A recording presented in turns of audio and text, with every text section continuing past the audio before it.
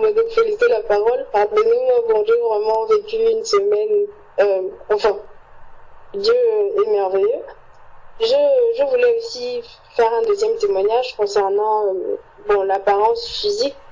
Alors, quand j'ai connu le Seigneur il y a à peu près 1 an et quelques mois, j'étais tombée sur le verset de 1 Pierre 3. Si on peut lire.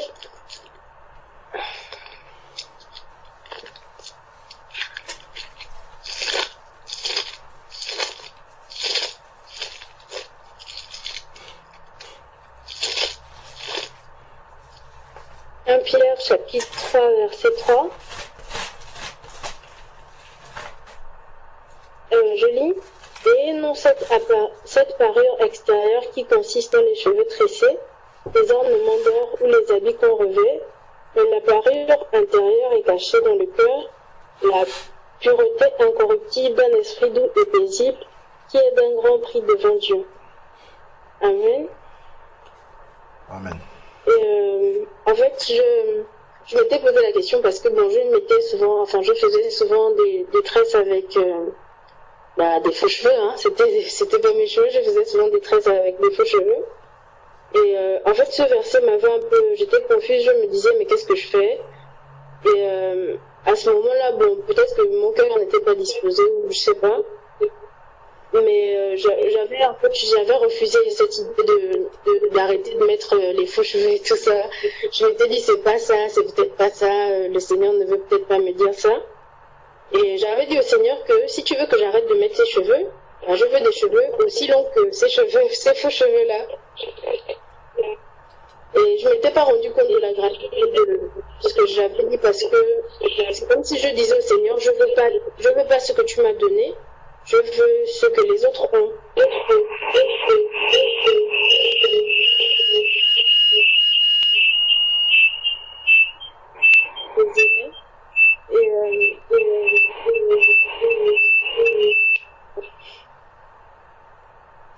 Allô? Allô? Allô? Allô? Oui. Allô? Ah, voilà, merci. Et donc j'ai pas réalisé en fait ce que je disais, j'ai juste dit au Seigneur que non, je veux des cheveux aussi longs et tout. Et après, il y a une semaine, quand j'étais avec les frères et sœurs, j'ai remarqué en fait que les sœurs presque toutes les sœurs et leurs filles, ne mettent pas de rajout de cheveux ou ne défrisent pas les cheveux à leur enfant. Du coup, j'ai demandé à la sœur Linda, pourquoi elles ne touchent pas les cheveux, pourquoi leurs enfants ne mettent pas ce genre de choses sur leur tête et tout. Et peut-être par sagesse, elle m'a juste souri et elle m'a dit que c'est pour eux, elles ont d'autres façons d'entretenir les cheveux de leur enfant. Et quand je suis rentrée, en fait, ça m'a un peu perturbée. Je me suis dit, mais pourquoi moi je le fais? Pourquoi je le fais tout le temps? Et donc j'ai posé la question à un frère, et le frère est allé poser la question à un autre frère, au frère Gilles, et il m'a envoyé les réponses du frère Gilles. Et dans les réponses, le frère partageait que le Seigneur nous a donné des cheveux, à nous les sœurs, et malheureusement, moi particulièrement, je n'acceptais pas les cheveux que le Seigneur m'a donnés. Et il expliquait que ce n'était pas bien. Et je suis allée lui poser la question de savoir si je le fais juste pour entretenir mes cheveux. Et il m'a répondu que le diable, des fois, nous détourne en fait de ce qu'il faut vraiment faire. Est-ce que pour entretenir nos cheveux, on a besoin de mettre des faux cheveux sur nos cheveux? Et il a continué à m'exhorter et tout. Et j'ai prié le Seigneur de me révéler ce que je devais faire. Et quand je suis rentrée, je précise que c'est pour moi, je ne juge pas une sœur ou quoi qui peut mettre des rajouts de mèche et tout. Mais pour ma part, quand je suis rentrée, le Seigneur m'a convaincue de ne plus le faire. Parce qu'il m'a donné des cheveux, il m'a donné un visage, il m'a donné une couleur de peau. Et il sait pourquoi il m'a donné toutes ces choses-là. Et je ne dois plus mettre ces choses-là sur... cacher mes cheveux qu'il m'a donnés, en fait. Donc voilà, je voulais glorifier le Seigneur parce que je voulais pas arrêter de mettre ces choses-là par suivisme, Mais je voulais vraiment que ce soit une conviction dans mon cœur et c'est ce qui s'est passé. Le Seigneur m'a véritablement convaincu que je ne dois plus le faire personnellement. Je ne force pas une sœur à le faire. Et donc je voulais glorifier le Seigneur pour ça et je voulais savoir si c'est conforme aux Écritures, c'est conforme à 1 Pierre 3:3. Gloire à Dieu. Amen. Amen. Gloire à Dieu. Gloire à Dieu. Amen. Allô? Amen. Oui. Amen. Vous me suivez? Oui. Oui. Oui. Oui. Ok. Gloire au Seigneur, sa grâce. Je veux lire avec toi quelques versets. Prends 1 Corinthiens chapitre 11.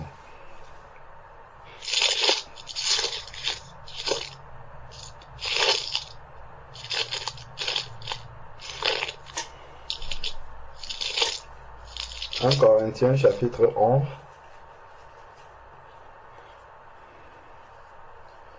Lis le verset 14 et 15, s'il te plaît.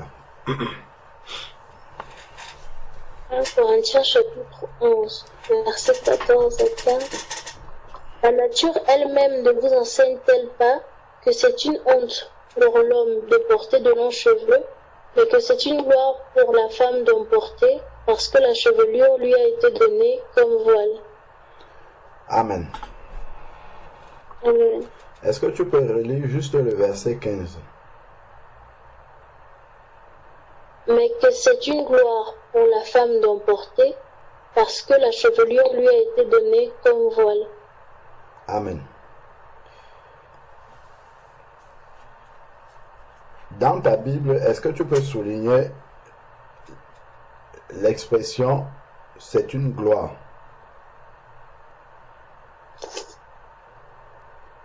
Oui. Qu'est-ce qui est une gloire pour la femme? De porter des cheveux longs. D'accord. Ces cheveux longs-là sont-ils des cheveux artificiels ou bien des cheveux que Dieu lui a donnés? Les cheveux que Dieu lui a donnés, je crois. Amen. C'est une gloire pour une femme de porter les cheveux longs que Dieu lui a donnés. Est-ce que tu peux améliorer la gloire que Dieu donne? Est-ce qu'on peut refaire la gloire de Dieu? Une gloire que Dieu donne. Est-ce qu'on peut l'améliorer, la transformer, lui donner un autre sens humain? Si tu prends la gloire de Dieu et que tu rajoutes une touche humaine dessus, est-ce que c'est encore une gloire? Non, je ne crois pas. Bon, la réponse est dans ce verset-là.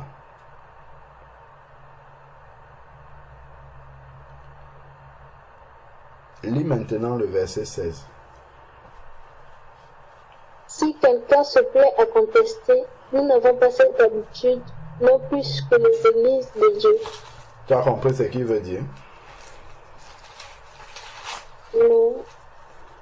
Si quelqu'un se plaît à contester ce qu'il vient de dire, lui n'a pas l'habitude de contester là-dessus. C'est-à-dire que la parole de Dieu, elle est pleinement suffisante pour nous dire quelle est la volonté de Dieu par rapport à ce sujet qui est traité là. Donc, le Seigneur a donné la chevelure à la femme telle que c'est, et le Seigneur sait que ça peut s'entretenir comme ça. S'il fallait des rajouts, le Seigneur aurait rajouté suffisamment. S'il en fallait moins, il aurait donné moins. Donc, ce qu'il a donné normalement est ce qui suffit pour la gloire qu'il a donnée à la femme. Si tu touches la gloire de Dieu, c'est terminé, ça ne n'est plus la gloire. Ce qui est curieux, c'est que parfois, des sœurs qui pensent que la chevelure, c'est le voile pour la femme, tel qu'on a lu là dans le verset 15, si on veut lire la traduction telle qu'elle est écrite, tu vas voir une sœur qui a mis des rajouts sur la tête et elle ne se voile pas en plus. Est-ce que tu vois la gravité? C'est-à-dire que Normalement, même si la chevelure était le voile, ça serait la chevelure que Dieu a donnée, normalement. Mais là, en fait, c'est que, on lit elle s'appuie sur le verset 15, mais ce sont des rajouts qu'elle a sur la tête. Tu vois, ça pose un vrai problème par rapport à la parole de Dieu. Allons dans le psaume 139. Psaume 139.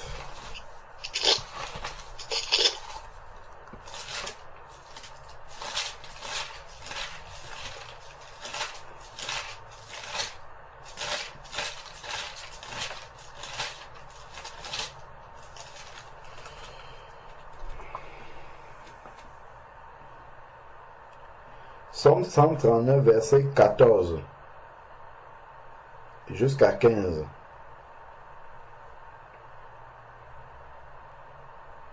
Je te loue de ce que je suis une créature si merveilleuse. Tes œuvres sont admirables et mon âme le reconnaît bien. Mon corps n'était point caché devant toi lorsque j'ai été fait dans un lieu secret, tissé dans les profondeurs de la terre. Amen. Le verset 14, reprends à partir du verset 13, s'il te plaît.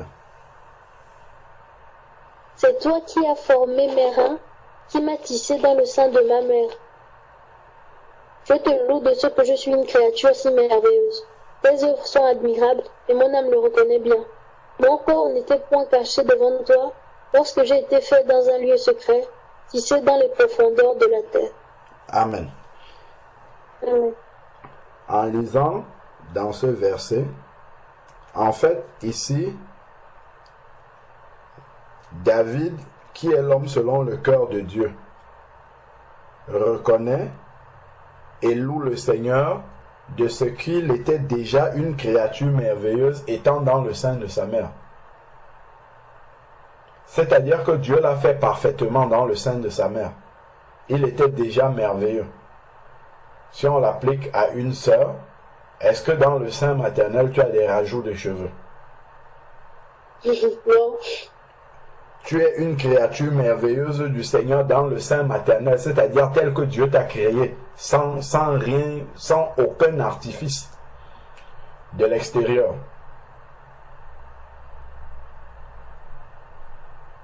Donc, ça nous montre la perfection de la création de Dieu. Dieu, il nous a créés parfaits, comme il faut. Et le verset 15 de 1 Corinthiens qu'on a lu nous montre que la chevelure naturelle que Dieu a donnée à la femme est une gloire. Bon, si maintenant elle n'est pas satisfaite de la gloire de Dieu et qu'elle veut une gloire humaine, bon, elle va aller essayer d'améliorer la gloire de Dieu, mais par contre, je ne sais pas ce que ça va donner. Donc, si un enfant de Dieu veut améliorer la gloire de Dieu, ça laisse donc une grande question. Il faut aller prier pour demander au Seigneur si nous on est capable d'améliorer une gloire qu'il nous a donnée pour qu'elle soit encore plus glorieuse. Je ne sais pas. Donc, ce sont juste des questions de méditation que je pose à des sœurs. Amen. Amen. Amen.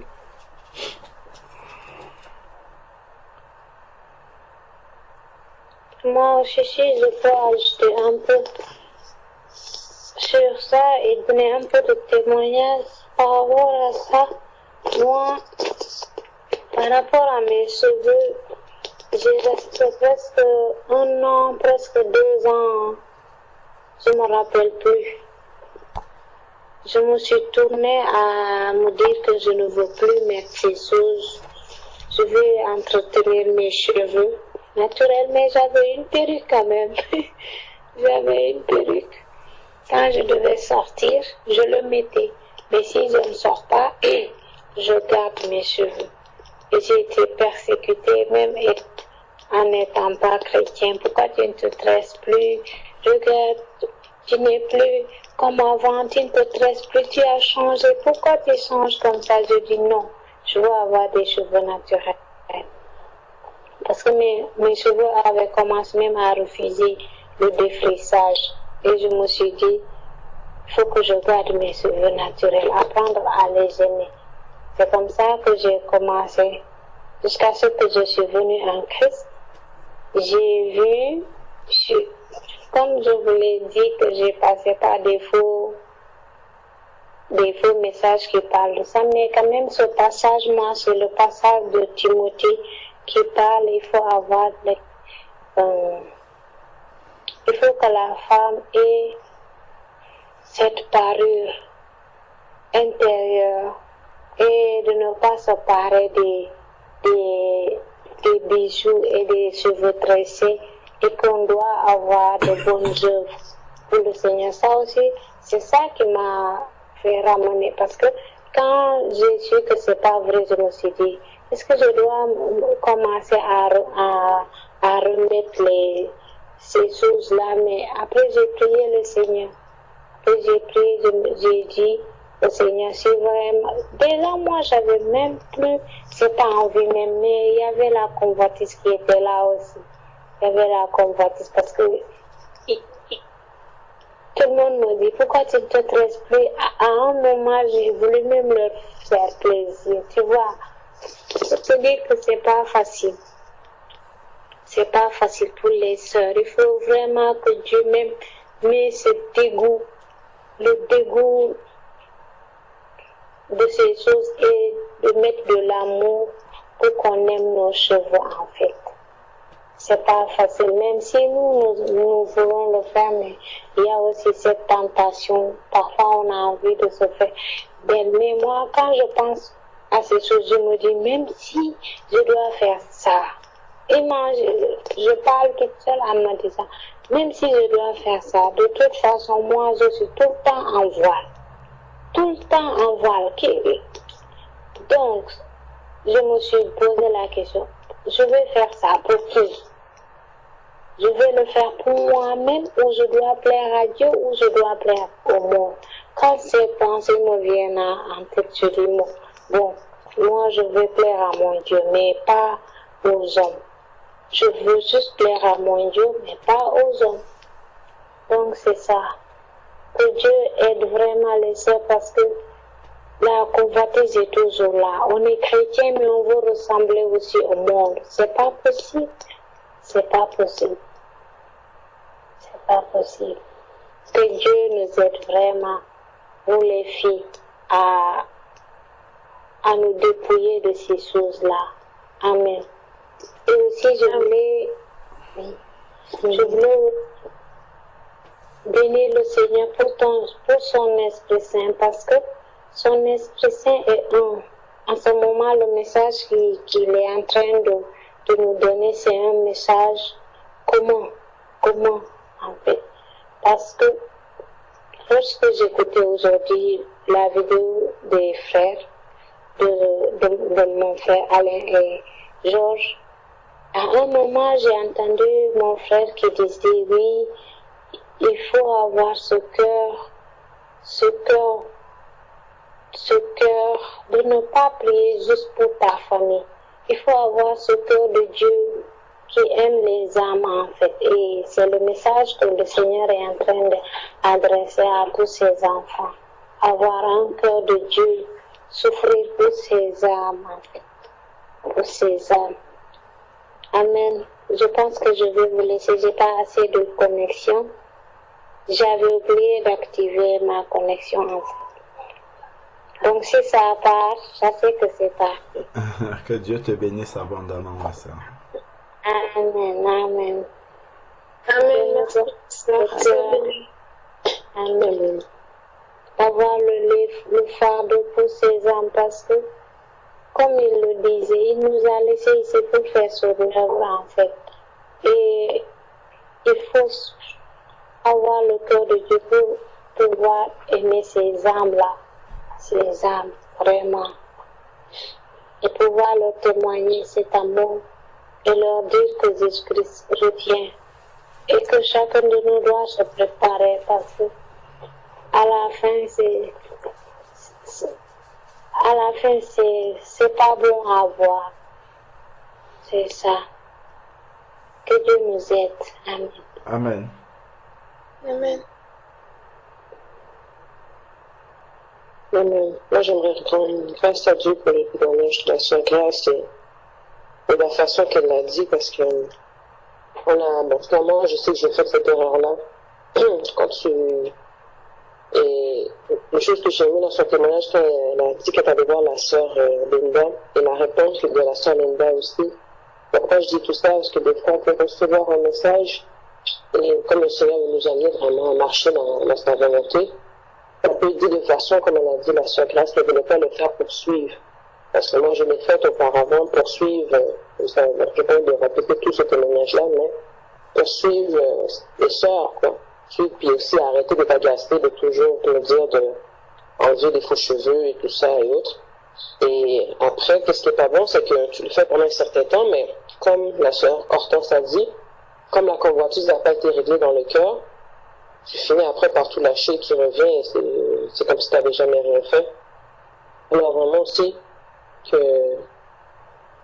le Seigneur puisse nous donner, surtout à nous les sœurs, de vraiment mettre la parole de Dieu vraiment, parce que c'est un désir, comme la sœur Grâce a dit, parce qu'on a juste le dégoût des choses le dégoût de ces choses-là, et on veut juste plaire à Dieu. Il ne faut pas que ça devienne de façon juste une image extérieure qui est faite parce que, je sais pas, soit allé en enfer, ou t'es mauvaise œuvre, ici, ça, mais c'est juste que, comme la parole nous dit, qu'on est naturel comme ça, que le Seigneur nous a fait comme ça, qu'on a pu à plaire à qui que ce soit, et surtout aussi, je sais que c'est difficile, surtout pour nous, les sœurs d'une certaine nationalité, parce que c'est quelque chose qui est dans la culture, de vraiment montrer qu'on ne le fait pas parce que on veut suivre ou qu'on est juste chrétien, c'est juste qu'on veut rester naturel comme le Seigneur nous a fait.